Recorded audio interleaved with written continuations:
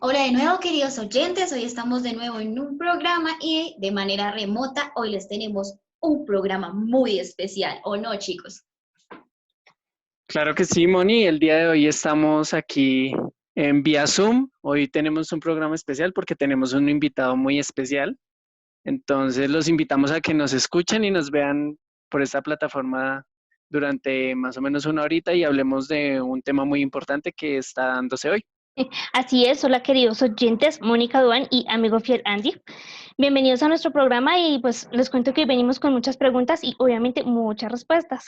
Exacto, Maleja. El día de hoy tenemos al doctor Carlos Julio Pinto Izaza, médico cirujano especialista en gerencia hospitalaria de base, con una trayectoria ya de 20 años, con experiencia de cargos directivos de hospitales de la red adscrita de salud en Bogotá, 3 años como gerente en el Hospital Santa Rosa, Tenjo de Cundinamarca, 2 años como profesional especializado de la Dirección de Salud Pública y hoy en día es el director de Epidemiología y Análisis y Gestión de Políticas de Salud Colectiva.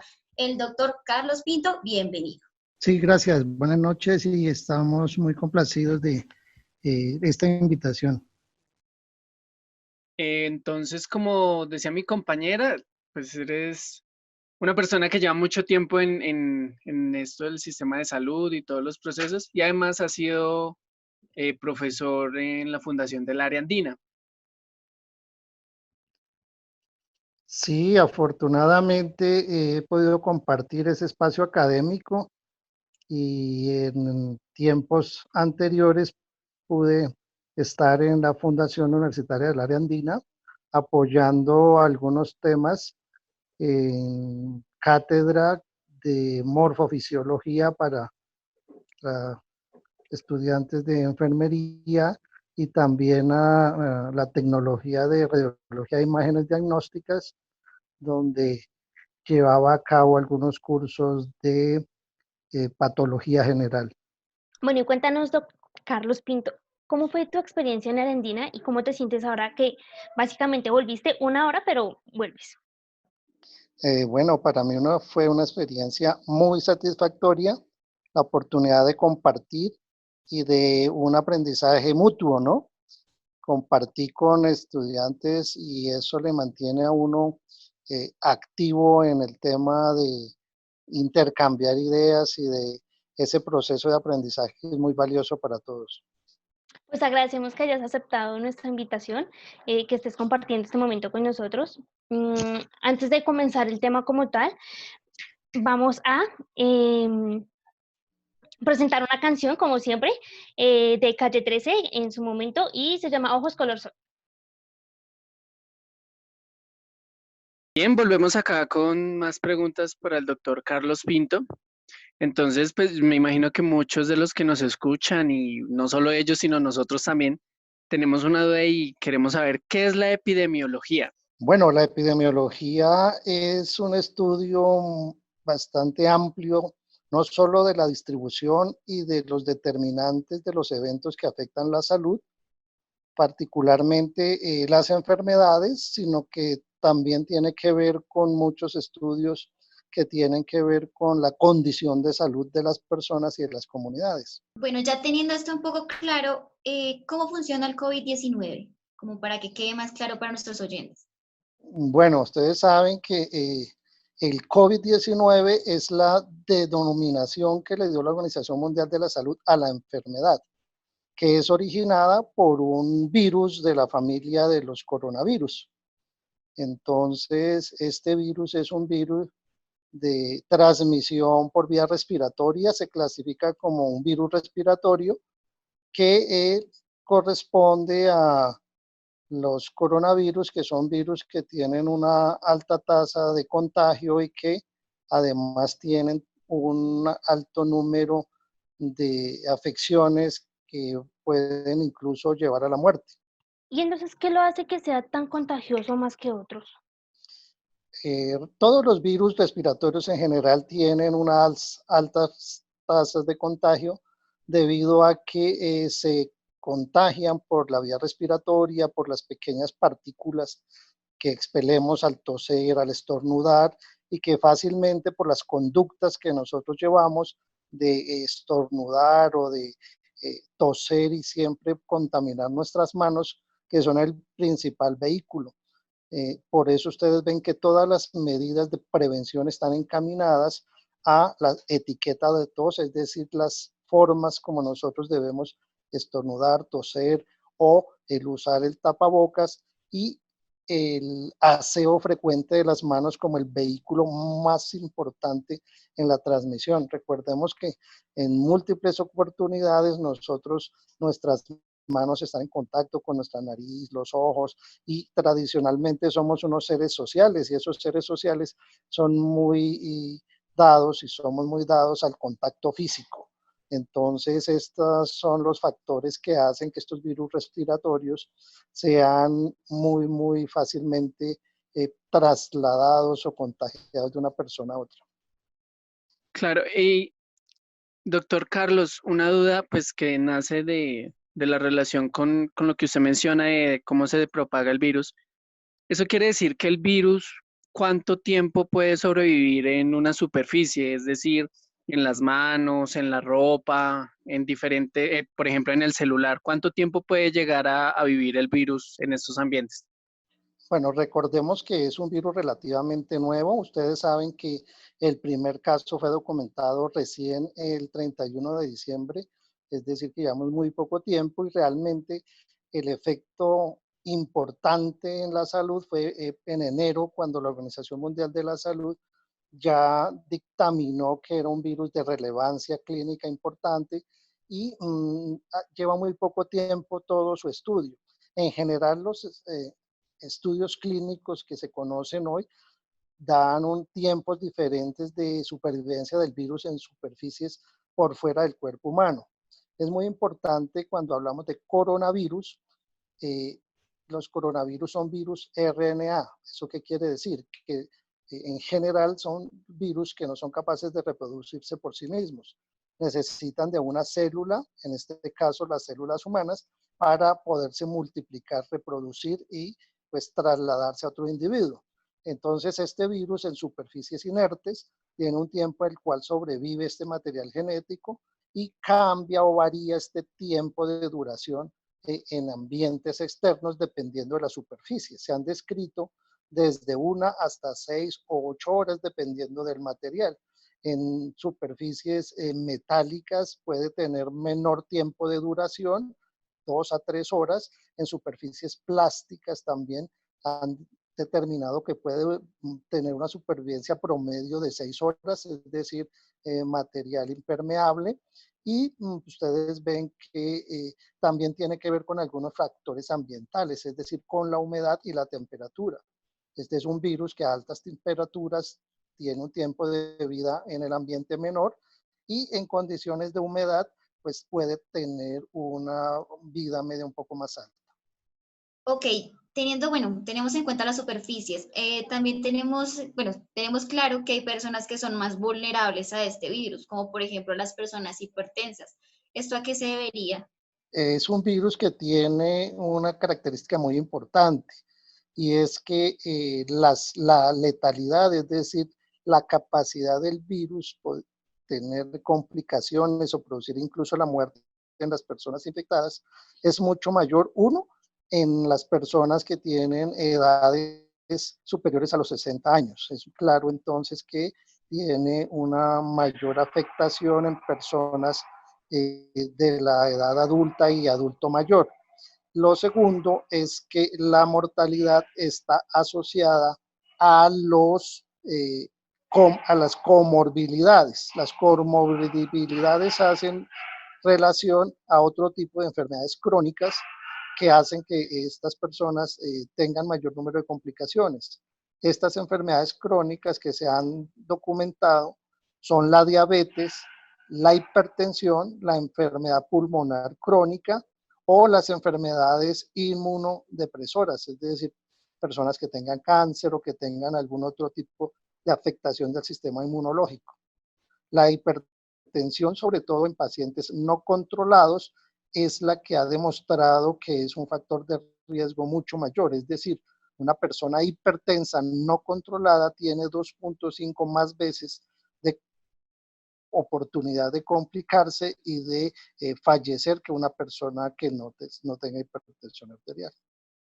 Bien, esto de la mano, pues ya mencionaste varias enfermedades que tienen como morbilidad con el virus, pero ¿cuáles otras son también comunes? ¿Hay otras enfermedades que sean comunes que tengan esta comorbilidad? En algunos países, de hecho, parte de los pacientes que hemos tenido en Bogotá con eventos de complicaciones o fallecimiento han tenido como factor común, por ejemplo, la obesidad. Esa es otra comorbilidad importante. El sobrepeso y la obesidad también en los pacientes que hemos tenido en Bogotá han tenido alguna relación con un mayor porcentaje de complicaciones y de algunos efectos letales. Yo tengo una pregunta, doctor Carlos. Hace poco veía un documento en una revista muy famosa que decía que las personas que sufren de la tiroides también eran como propensas a que este virus, el COVID-19, atacara más rápido a las personas y las debilitara como tal. Se dice, o el estudio que sacaron de necropsia del primer doctor que lastimosamente falleció, que este doctor tenía hipotiroidismo. Entonces, también hay unos casos casi similares en las que particularmente las personas que habían fallecido de una u otra manera tenían este síntoma, bueno, ese síntoma no, esta enfermedad como tal de hipotiroidismo. El hipotiroidismo y las afecciones de la tiroides han sido documentadas, no son el mayor grupo, es decir, no es el mayor porcentaje de las personas que lo padecen, pero sí pues está descrito también dentro de las posibilidades de factores de riesgo. De hecho, uno de los primeros pacientes fallecidos en Bogotá también tenía una afección de tiroides. Sí, al llegar al pico de la pandemia, se supone que luego esto empieza a bajar, ¿verdad? Entonces, ¿cuánto nos puede tomar esta transición? Bueno, este es un tema y una pregunta bastante interesante. Cuando alguien decía de una manera muy acertada es que lo que más se parece a un gato es un gato, es porque hay tantos modelos como epidemiólogos hay y cada país tiene su propio modelo, es decir, su propia curva. Entonces, hasta que cada país no atraviesa por sus situaciones particulares, uno no podría decir cómo se va a comportar la pandemia en cada uno de los países.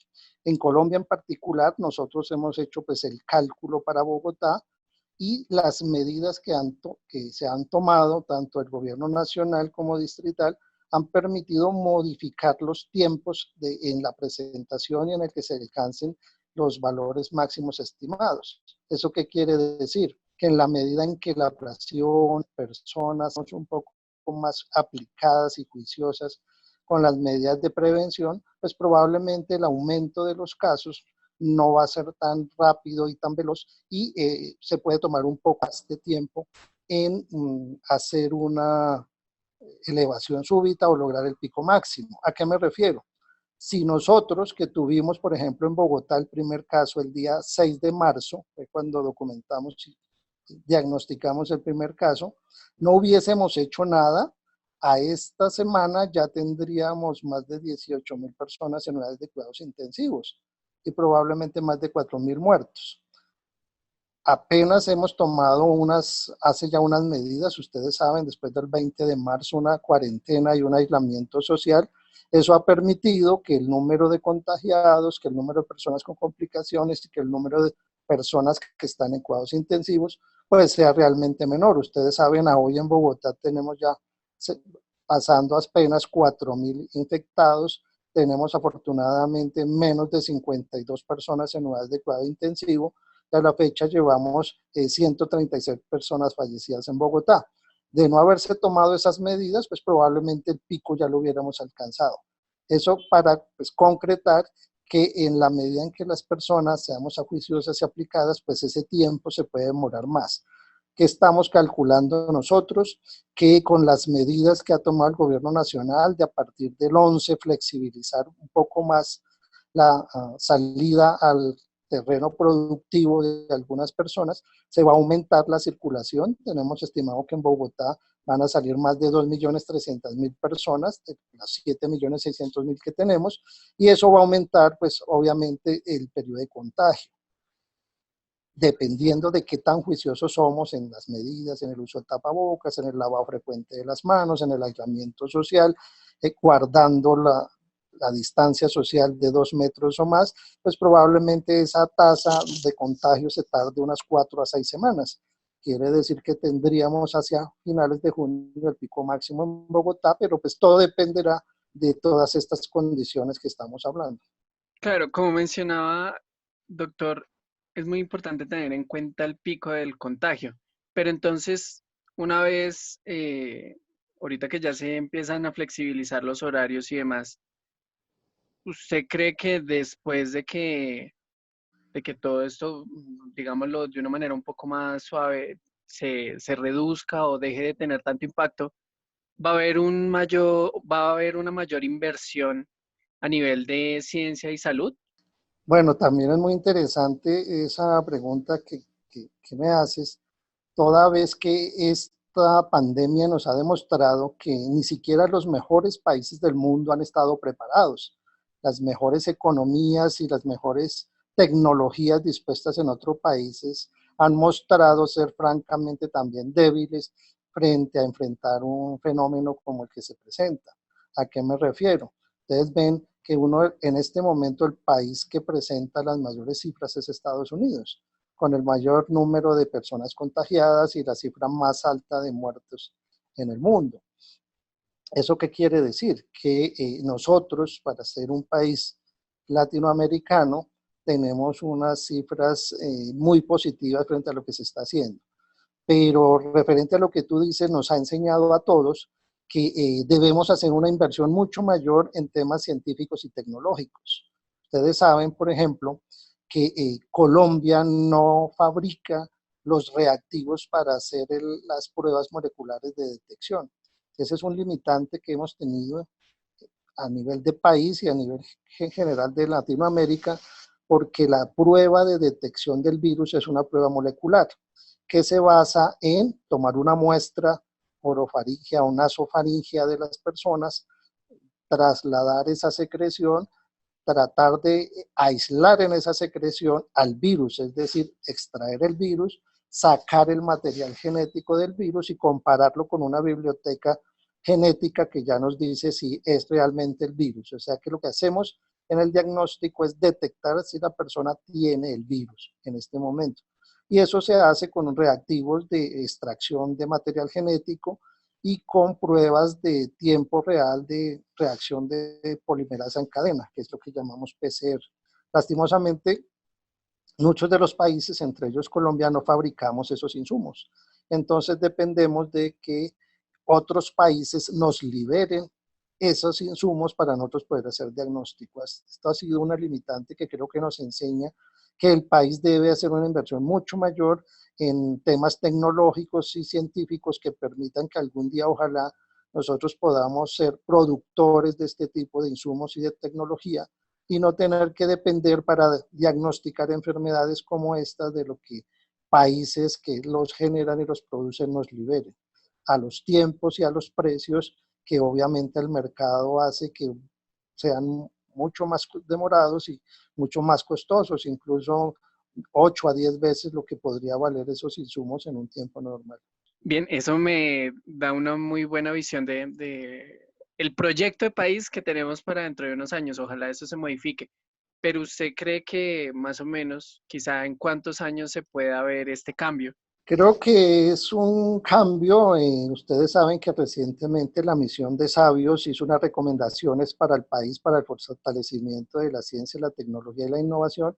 Creo que es un derrotero importante el hecho que ya contemos con un Ministerio de las Ciencias y que el país esté dándose cuenta de que la inversión en educación, en ciencia, en tecnología y en innovación es el camino para poder enfrentar pues no solo las enfermedades, sino también el desarrollo económico y social. Creo que es el camino. Lastimosamente, todavía el porcentaje de inversión en estas áreas es relativamente escaso y a pesar de que ha habido un leve aumento, todavía dista mucho de lo que debe ser la inversión en un país para lograr que se desarrolle de una manera sostenible y que nos lleve a niveles decentes, diría yo, de ciencia, tecnología e innovación. Tú lo mencionabas anteriormente, cada país, cada nación está realizando todo el trabajo arduo de poder desarrollar una vacuna, ¿sí? Muchas personas decimos, pero ¿por qué no encontramos las vacunas tan rápidamente como el virus se ha propagado? ¿Sí? Muchas personas a veces tienen una idea errónea por todo lo que ha pasado con las películas, que es como ver el lado débil del virus o la bacteria, por decirlo así, y creo que no tienen muy claro o no tenemos muy claro como tal cuál es el desarrollo o el paso a paso para desarrollar una vacuna pues, frente a esta pandemia que estamos afrontando en este momento. Bueno, ustedes han visto por medios de comunicación diferentes iniciativas de diferentes países y grupos de investigación que vienen trabajando en una vacuna frente al coronavirus. Este proceso no es un proceso sencillo, no es solo por tres cosas que hay que tener en cuenta cuando uno desarrolla una vacuna.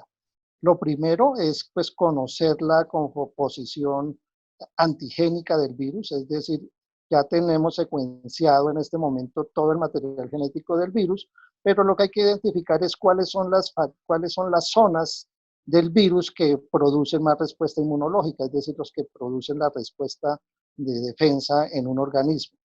Lo segundo, después de eso, es la interacción entre el virus y el huésped. Eso quiere decir que todas las personas no reaccionamos de igual manera frente a un virus. Hay variaciones regionales, hay variaciones genéticas también del ser humano. Recordemos que la teoría de los coronavirus es que la mayoría de los coronavirus se han originado en especies animales y a través de un tema de paso de los animales a los humanos, se genera esto. Eso quiere decir que son virus relativamente nuevos y que la adaptación que tenemos las personas a ese virus puede ser variable. Es decir, que una vacuna que se desarrolle en China probablemente no funcione igual en Colombia por la respuesta inmunológica que tenemos en las diferentes poblaciones. Eso ha pasado, ustedes lo han visto, por ejemplo, con la vacuna contra la malaria que ha desarrollado el doctor Patarroyo, que ha logrado respuesta inmunológica en unas poblaciones de África, pero no ha resultado igual de efectiva en algunas zonas en las que también se tiene malaria. Eso habla de que producir una vacuna no es tan sencillo. Y el tercer aspecto es que el virus es un ser vivo que puede tener mutaciones. ¿Qué quiere decir? Él todavía no se estabiliza. Lo que quiere decir es que ese virus puede ir cambiando el material genético del virus y algunas regiones genéticas del virus pueden sufrir modificaciones dependiendo de la región o de la adaptación que el virus hace a diferentes entornos.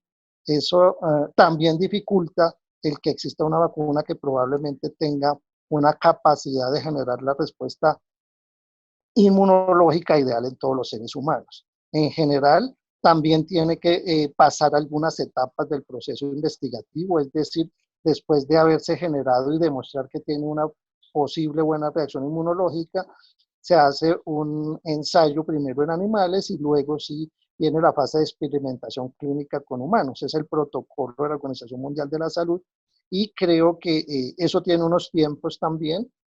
Para estos tiempos de pandemia, la Organización Mundial de la Salud ha definido y ha autorizado a algunos países para pasar o iniciar la fase clínica en humanos un poco más pronto, pero la expectativa es que en menos de 12 a 18 meses, creo, y menos en América Latina, vamos a poder contar con una vacuna que sea, ojalá, efectiva. Doctor Carlos, lo mencionabas, yo creo que ninguno cree o no tenía como en mente creer que este virus, digamos, este virus se puede seguir desarrollando como tal. O sea, es como si fuera un dispositivo que uno se va como actualizando las aplicaciones como tal. ¿El virus puede hacer esa función como tal? Es correcto, mira, hay muchos virus, eso sucede, por ejemplo, con otros virus respiratorios, como es el virus de la influenza. Los virus de las influencias cada año cambian sus factores genéticos o sus cepas. Y ustedes ven, por eso es que a veces hay vacunas que hay que aplicárselas cada año. El tema de la influenza es un ejemplo muy claro, quiere decir, las características genéticas o las cepas del virus van yéndose modificando y hay que hacerse un refuerzo anual. En países, por ejemplo, que tienen estaciones, estos cambios en las cepas virales se van dando de manera estacional y por eso en estos países hay que colocar un refuerzo contra estos gérmenes periódicamente. O es lo que hace a veces, ustedes ven, no está garantizado tampoco la respuesta inmunológica. ¿A qué me refiero con esto? Aunque China, que es el primer país que ya nos lleva más tiempo en evolución de la enfermedad, se han documentado ya casos de que personas que se han recuperado pueden volver a tener la enfermedad, lo que habla de que los individuos probablemente no tienen una inmunidad persistente. Eso también diría cuando sucede en una vacuna. Hay enfermedades con las cuales una sola dosis de la vacuna no nos protege y tenemos que colocar con cierta periodicidad unos refuerzos. Recuerden que en nuestro esquema de vacunación sucede algo así. Colocamos una dosis, esa dosis no nos protege por el tiempo suficiente y hay que colocar una dosis con el tiempo. Todos estos son elementos que hay que tener en cuenta cuando se considera la aplicación de vacunas.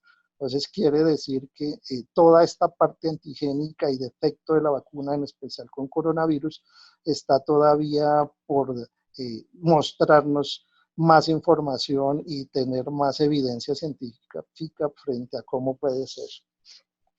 Ok, o sea que cuando bueno, hablemos de una enfermedad normal, cuando hay una vacuna, esta vacuna lo que hace es controlar por cierto tiempo como tal el virus o la enfermedad que uno tenga, entre comillas. No te escuché bien, perdóname. Tranquilo. Te decía que esta vacuna lo que hace es como dormir o como invernar como tal esa enfermedad que tiene este cuerpo. ¿Podría llegar a pasar lo mismo quizás con el COVID? Digamos que cada microorganismo se comporta de una manera diferente. Los virus se comportan de una manera muy diferente a las bacterias y en el tema de respuesta inmunológica a los virus puede ser un poco más variable incluso que algunas bacterias. Por lo que decíamos, estos virus, como son material genético RNA, nuevo huésped, pues pueden tener algunas modificaciones de adaptabilidad y de cambios en su conformación, lo que podría cambiar la respuesta frente a alguna vacuna. A mí me surge una pregunta respecto a lo que estabas diciendo sobre vacunas, ¿no? Primero se aplica en animales. Si se supone que a los animales, a los animales no les da este virus, ¿cómo hacen para experimentar si para ellos esto no aplica?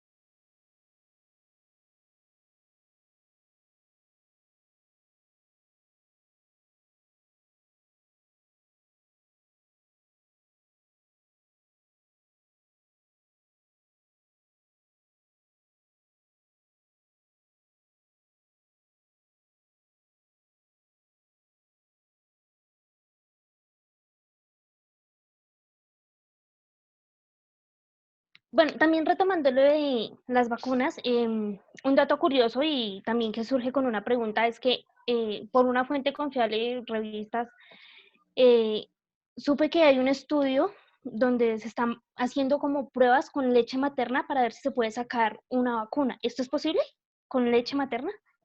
¿Para coronavirus me dices? O Sí, sí. digamos que lo que tema de ver cuál es la concentración también del virus en algunas secreciones humanas. Ustedes han visto que eso también hay que estudiarlo. Es un virus relativamente nuevo y hay que virar todas las aceleraciones que son importantes. Lo otro es que ustedes saben que la leche materna es un vehículo que transmite al bebé en sus primeros meses de vida las inmunoglobulinas, es decir, las defensas. Por eso es que los niños pequeños que son amamantados con leche materna tienen algún grado de protección. ¿Eso de qué nos habla? De que si la madre ha generado algunos anticuerpos contra algunas infecciones o contra algunos gérmenes, los puede trasladar al bebé a través de la leche materna. Pero todos los temas que tengan que ver con generación de anticuerpos o de defensas de las personas frente a coronavirus son temas realmente en un momento que permita ver cuál es el comportamiento real de los anticuerpos de las personas que se han recuperado de coronavirus y cuál es la persistencia y la forma de transmisión y qué tanto esos anticuerpos son protectores para los bebés. Ok, esto me abre a una pregunta que mi mamá también me la hizo y mientras hacíamos todo el proceso de formular las preguntas para esta entrevista era, si bien esto de la pandemia es algo muy nuevo pues para todo el mundo porque nunca se había visto como esta experiencia mundial en la cual estamos todos bajo la probabilidad de ser infectados por un virus, la cuestión sería es, ¿creen, o más bien usted, doctor, hay algún modelo que hayan planteado para cuándo puede llegar a verse o bien sea finiquitado el virus o controlado en Colombia? Un aspecto muy importante a tener en cuenta con este y con todas las pandemias es que un nuevo agente que ingrese a formar parte de los gérmenes que infectan a los humanos, pues tienen varias etapas. Esta etapa de pandemia pasa a una nueva etapa que es la fase endémica. La fase endémica quiere decir que son virus que llegan para quedarse. O sea, es un germen que se va a volver un germen frecuente en todas las regiones y va a seguir circulando. Algo similar pasó hace más de 10 años, recuerden, la última germen importante que ingresó fue el H1N1, generó también un efecto importante en la mayoría de los países, no tan devastador como el que está generando este coronavirus nuevo, pero se ha quedado. Hoy en día circula como un virus más de los que generan infección respiratoria aguda en nuestro medio. De hecho, tienen un porcentaje importante de presencia en las infecciones respiratorias, pero se hace circulante y ya no genera los efectos porque se produce también una inmunidad general de la población donde el efecto es menos grave. Quiere decir que es lo que en algunos países denominan la inmunidad de rebaño. Las comunidades y las poblaciones se adaptan de alguna manera y ya los efectos no son tan nocivos en las personas. Entonces, este es un virus que llegó para quedarse como todos los demás y el periodo en que eso pase de pandemia a endemia dependerá de cómo se comporta en cada región. Pero vamos a tener coronavirus para mucho tiempo. Ok, ya que nos comentaste del H1N1, ¿por qué este virus no fue tan impactante como lo es el COVID ahora? ¿Por qué no llegó tan lejos a otros países? Creo que el H1N1 afectó también a nivel mundial. En Colombia tuvo un impacto importante, pero los efectos de rata de contagio y de pronto de letalidad no fueron tan grandes. El problema de este virus, como ustedes lo ven, no es que sea más mortal que muchos otros virus, como por ejemplo H1N1. Lo que pasa es que la tasa de ataque es tan alta que hace que los sistemas de salud sean francamente insuficientes. No es lo mismo una enfermedad en la que las personas se van informando lentamente se van complicando, acuden a los servicios de salud y los servicios de salud los pueden ir atendiendo. El tema con coronavirus es que genera una tasa de ataque tan alta que hace que los servicios de salud sean insuficientes, es decir, las unidades de cuidados intensivos con la que cuentan todos los países siempre llegan a ser insuficientes para atender el gran número de pacientes que requieren un manejo de asistencia ventilatoria para salir de la etapa crítica. Bueno, vamos a una pausa musical. Muchas gracias, doctor, por este intro que nos acabas de dar y toda esta información acerca del virus, pero solo una pausa musical para acumular toda esta información importante que nos acabas de entregar. Así que les traigo, oyentes, un clásico, el cual es del doctor Crápula, que es La Fuerza del Amor. Espero que esto les ayude a subir el ánimo a nuestros queridos oyentes. Ya regresamos. Bien, volvemos después de una buena canción. Y doctor, bueno, pues ya estamos viendo que aquí el 11 de mayo ya está a la vuelta de la esquina y ya cambia el proceso que veníamos teniendo respecto a la cuarentena. Y ahora se abren unos horarios para toda la ciudadanía en Bogotá. ¿Cómo van a funcionar estos horarios y qué beneficios va a traer a la hora de impedir que el virus se transmita fácilmente? Sí, como lo mencioné anteriormente, creo que el aspecto importante es qué tan responsables somos todos frente a las medidas de prevención. Si bien se indican que los sectores de la economía que salen a partir de este próximo 11 viene eh, el manejo de estos horarios. Eso va a cambiar mucho la vida entre nosotros, es decir, estamos acostumbrados siempre a unas horas pico frente a transportarnos, frente a regresar a nuestras casas, y lo que obligan estos nuevos protocolos es a que se generen diferentes dinámicas en diferentes sectores de la economía.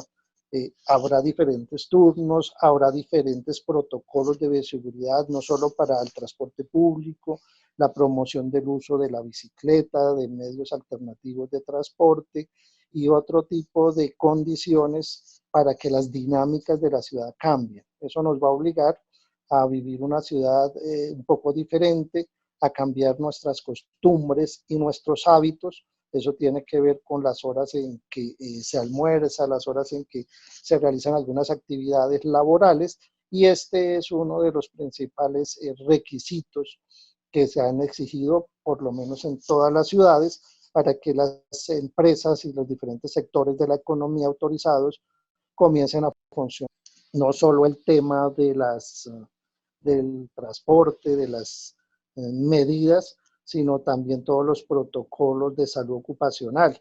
¿Eso qué quiere decir? Estamos acostumbrados a veces a compartir elementos, a compartir herramientas en algunos sectores como el de la construcción, y a no ser tan a veces cuidadosos con el traje de trabajo. Eso obliga a que haya cambios en la ropa de trabajo, con relación a la ropa en la que estamos en calle, a la que regresamos al hogar, y a una serie de conductas cuando salimos, así como cuando regresamos a nuestra casa, que harán que nuestra dinámica cambie en mucho para tratar de evitar que este contagio aumente.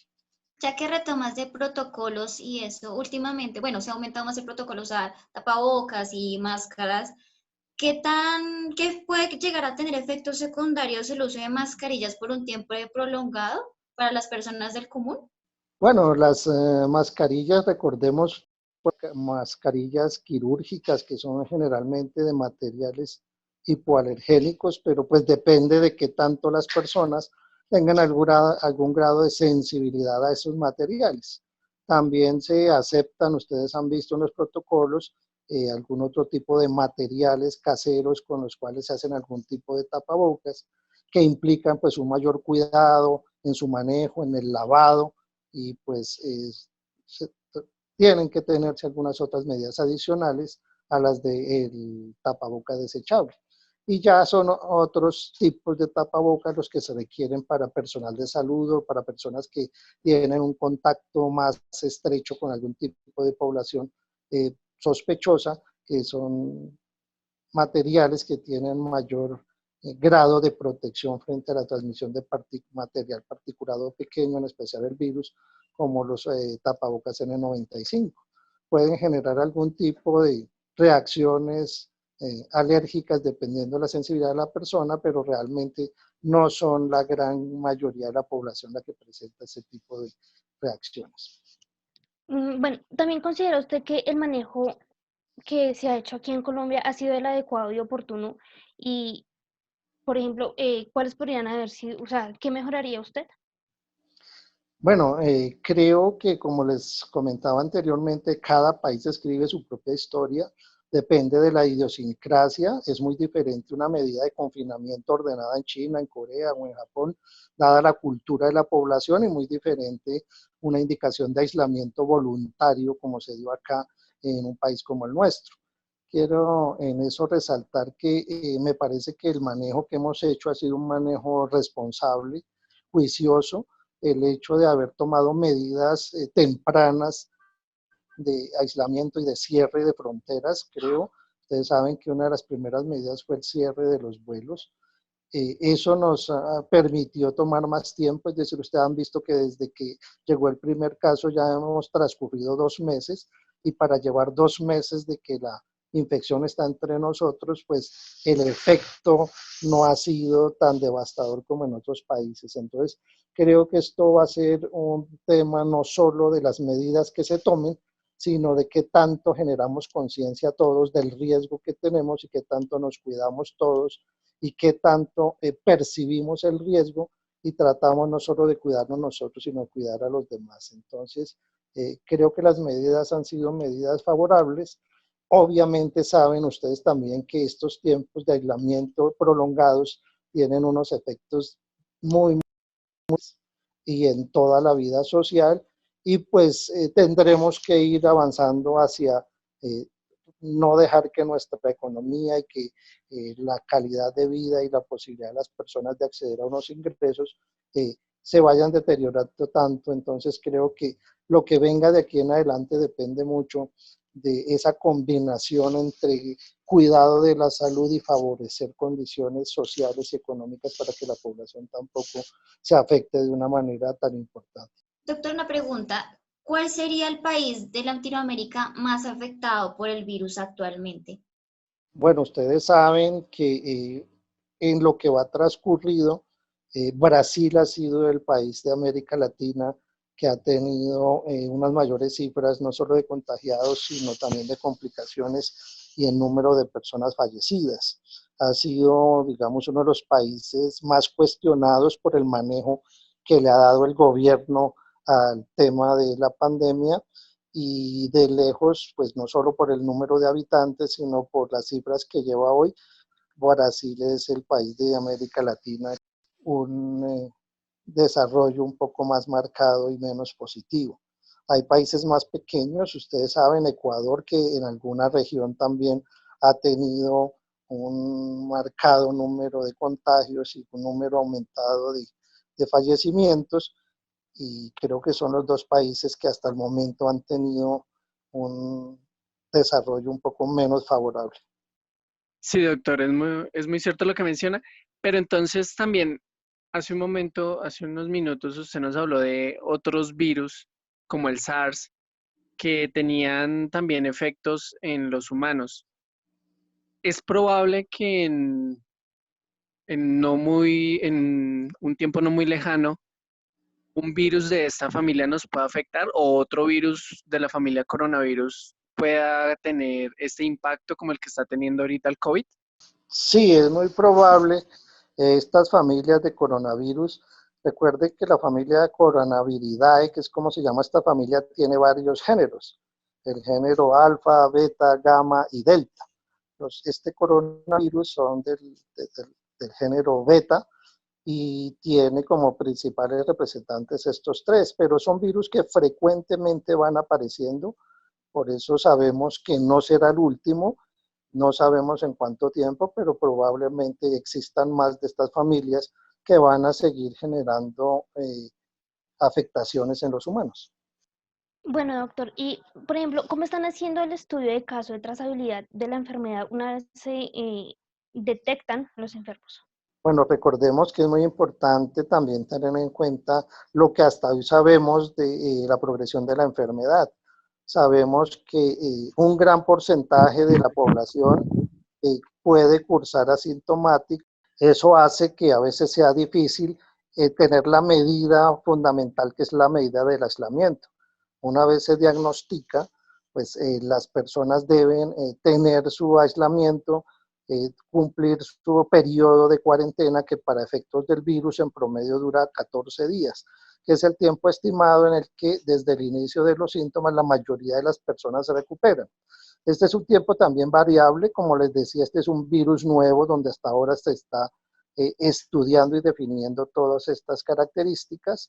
En el caso de los pacientes bogotanos, nosotros hemos tenido casos que aún después de los 14 días continúan siendo positivos para la prueba, y toca aumentar ese aislamiento hasta el día 21, en el cual volvemos a tomar una nueva muestra, en el cual ya casi la mayoría de los pacientes que hemos tenido en Bogotá pues se tornan negativos. El que se tornan negativos para la prueba molecular quiere decir que ya no tienen el virus y que ya no son infecciosos o que ya no pueden contagiar a otras personas. Esto es importante entonces, que apenas las personas comienzan a presentar síntomas, hagamos un diagnóstico rápido y poder aislar no solo al paciente que ya hemos diagnosticado, sino a sus contactos estrechos. Hacemos un estudio minucioso de cuáles son esas personas con las que el paciente positivo ha estado en contacto en los últimos 14 días y hacerle un seguimiento a todos esos contactos estrechos, es decir, todas las personas que han compartido por más de 15 minutos a menos de 2 metros, pues para hacer el seguimiento y también poder estar atentos a tomar la muestra y confirmar nuevos casos que debamos aislar. Es un tema bastante difícil porque no todas las personas son juiciosas en determinar sus contactos estrechos y no todas son juiciosas en el aislamiento cuando se les prescribe que sea estricto, porque pues les cuesta mucho a veces aislarse de sus propias familias y mantener casi que ningún contacto físico con ellas, y eso hace que a veces pues contagien o contaminen a su círculo cercano y a su familia. Según lo que mencionas, lo que la población no ha sido como muy juiciosa, también puede ser una variable de que se hayan contagiado, o sea, que el virus se haya expandido a más localidades. O sea, al inicio el virus lo encontrábamos como más acá en Bogotá, en el lugar de Suba y Usaquén.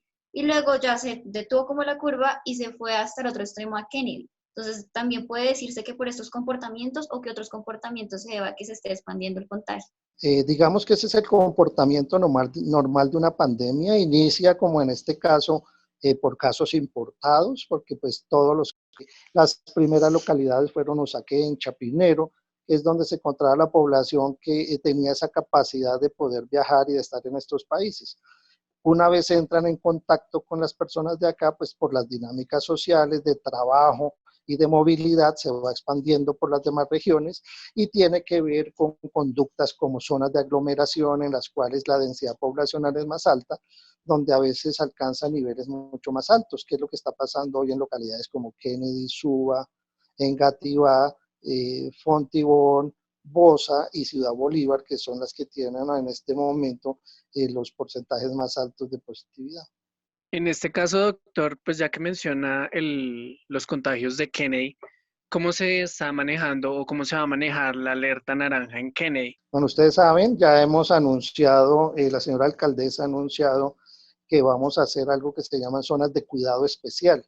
Nosotros hacemos un monitoreo muy estricto de dónde se están presentando no solo los casos positivos, sino dónde se encuentran los contactos y además dónde se encuentran los mayores sitios de aglomeración, factores de riesgo, población que tiene mayor factor de riesgo y algunos otros elementos que nos permiten estimar que allí pueden haber mayores complicaciones y mayores niveles de contagio. Eso hay zonas de cuidado especial en las cuales tendremos que ser mucho más estrictos frente a algunas medidas de distanciamiento social, ya que la población sea mucho más consciente de que debe implementar unos protocolos de bioseguridad al pie de la letra y que se deben garantizar algunas condiciones para que no se siga expandiendo de la manera exponencial tan rápida en esos sectores. Continuando con lo que dices, ¿qué pasaría si pasan alerta roja y si más localidades también empiezan a ingresar con sus alertas? Y más aún, ¿qué significan o qué indican estas alertas?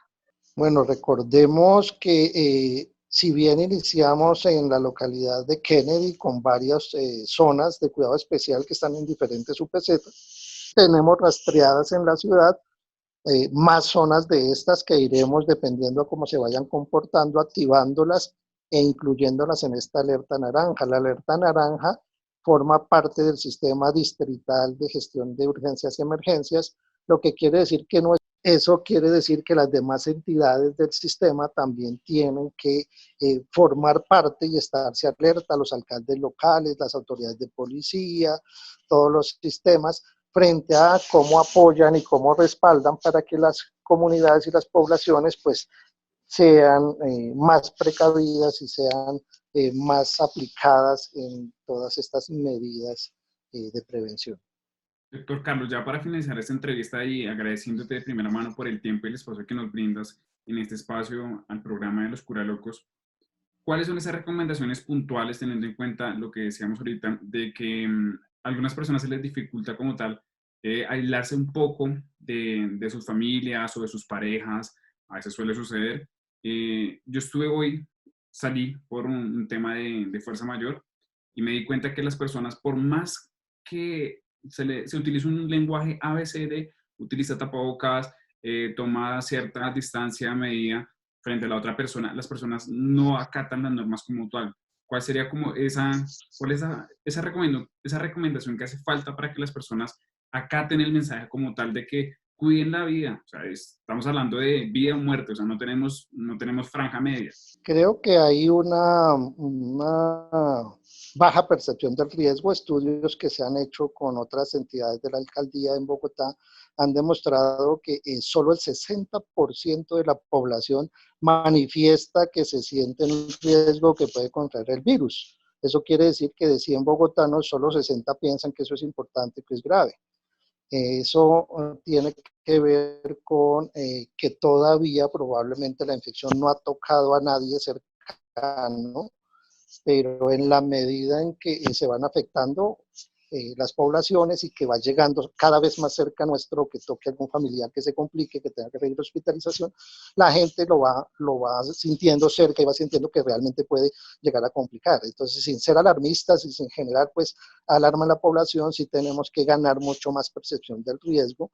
Y lo segundo es que todavía pensamos cómo lavarnos las manos, como frecuentemente usar alcohol glicerinado, como no tocarnos los ojos, la nariz o la boca con tanta frecuencia, y el tratar de conservar los 2 metros entre las personas. Pensamos que son temas que parecen sencillos, pero que la gente en el día a día todavía le cuesta ser muy aplicado en ellas. Bueno, don Carlos Pinto, hemos llegado a nuestra final de sesión. Te agradecemos muchísimo por haber aceptado nuestra invitación. Creo que está más decir que nos gustó tenerte en nuestro programa. A ustedes creo un agradecimiento muy grande por compartir este espacio. Creo que es una oportunidad muy valiosa para poder compartir algo de lo que estamos viviendo, de la experiencia que hemos podido tener frente a cómo se está comportando en Bogotá, y a poder transmitirle a todos los que están pendientes de este espacio lo importante que es no bajar la guardia, no pensar que todavía esto lo tenemos controlado y que la cosa está muy ya controlada, y que lo que hagamos es lo que va a determinar cómo nos va a ir frente a este virus. Carlos, nuevamente muchísimas gracias. Ya saben, chicos, ustedes que están viendo este video, compartámoslo con el papá, con la mamá, con la abuelita, con esas personas que digamos que no ven la magnitud de la cosa que está pasando. Igual, nuevamente muchísimas gracias, y sabiendo que pasaste por esta casa de Arendina, pues estás acá nuevamente. No sé si Mónica y Duván tengan algo para cerrar. Doctor Carlos Pinto, le prestamos muchas gracias por toda la información que nos ha dado. Espero que su labor en este proceso siga así como va, con mucha fuerza, con mucha energía, y muchas gracias por atendernos a todas las preguntas que tuvimos. Un saludo a todos y muchas gracias. Bueno, oyentes, pues como escucharon las recomendaciones del doctor Carlos Pinto, síganos, por favor.